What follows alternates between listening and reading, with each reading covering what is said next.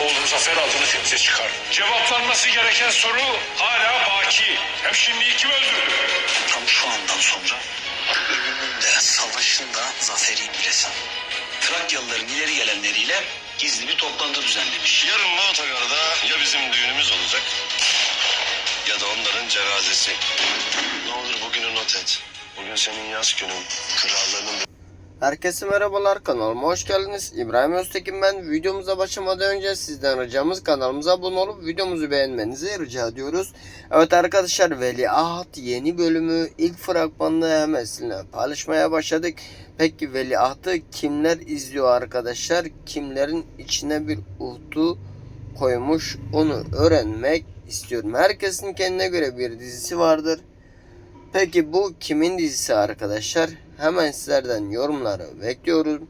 Kanalımıza abone olmanızı rica ediyorum. Hoşçakalın.